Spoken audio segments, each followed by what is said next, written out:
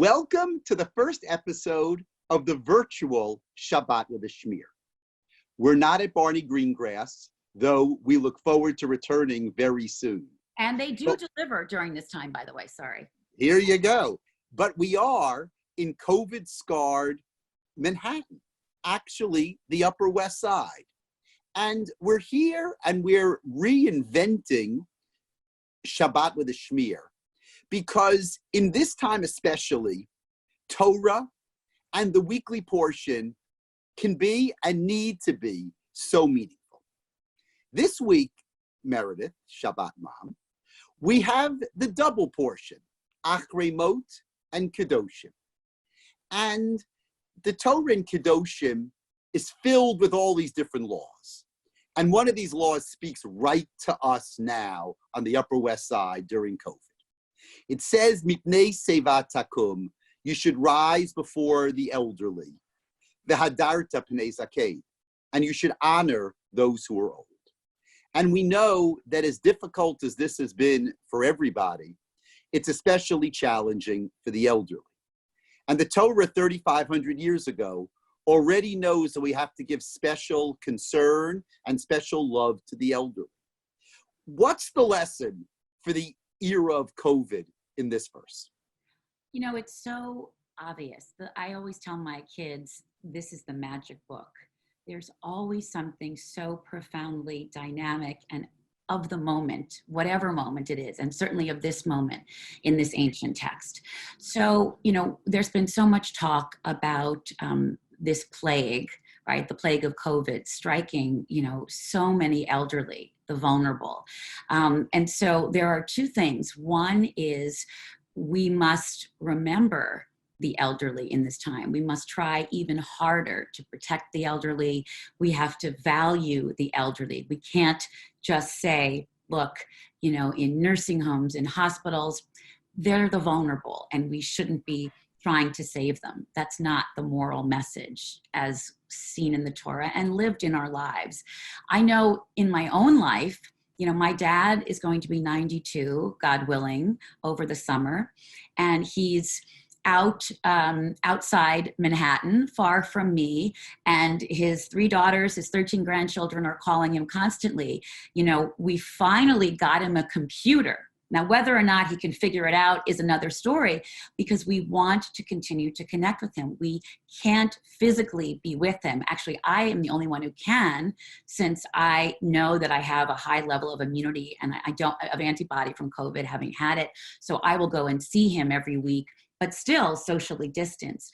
And it's never been more important to honor that relationship than now. The flip side, certainly in COVID-scarred Manhattan, where so many of us, like me, I mean, you're lucky, Rabbi Mintz, because yes, you're stuck inside with your wonderful wife and your many books, and I'm very blessed. I'm stuck inside with 4 recalcitrant teenagers, a dog that seems to have bladder control issues, and a husband who sometimes finds me amusing and often doesn't.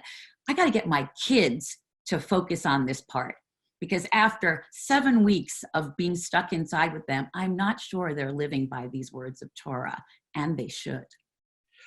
It's so interesting. Obviously, you know, I couldn't agree more with what you said. It's interesting, you talk about, you got your father a computer, and, you know, you're not sure if he can use it. And I think that's a challenge. I think every child with a parent who's, you know, let's say over 80 is having the same issue. And that is that their parents don't know how to use Zoom. No, but some do. I've got a FaceTime call. The last time you and I spoke on Zoom, all of a sudden I got a FaceTime call, and it was from the 85-year-old mother of a friend calling me from Toronto just to say hi and see what I was reading. And I called my father on what feels like he's still using the rotary phones and, you know, in his house. And I said, Daddy, we've got to get you, you know, there's a whole world out there, but not everybody can pull it off. I told my dad, God willing, he's got till 120. He's got many years to figure it out, but it would be better if he could do it sooner than later. Yeah, I mean, this is the lesson for now. And I think, you know, this lesson isn't going to be finished when social distancing is done, because, you know, there's going to be a time where people are going to be able to return, so to speak, to normal. But people who are older, exactly the people who the parsha this week talks about, they're going to be told, you can't go out. It's too dangerous for you. And someone actually asked me, someone from our shul said something that I thought was so, you know, meaningful. A 40-year-old in our shul said to me, how can we have Rosh Hashanah services if the over 70s are not allowed to join us? Mm-hmm. He'll be able to come. But if the older people aren't in shul, if the 70-year-olds and the 80-year-olds, and we have a 93-year-old, if they can't come to shul, he said, I don't want to come to shul. That's not Rosh Hashanah for me. And I think that's exactly what the Torah is telling us. The Torah is telling us that we don't have the answers. You know what Yogi Berra said? Yogi Berra said it's foolish to make predictions, especially about the future. Didn't know Yogi Berra was a Talmudic scholar. I'm very impressed. He knew it. So it's hard to make predictions, but I think what we do know is that we're going to have to continue to take care of the elderly. That's going to be a huge part of this puzzle going forward. I agree.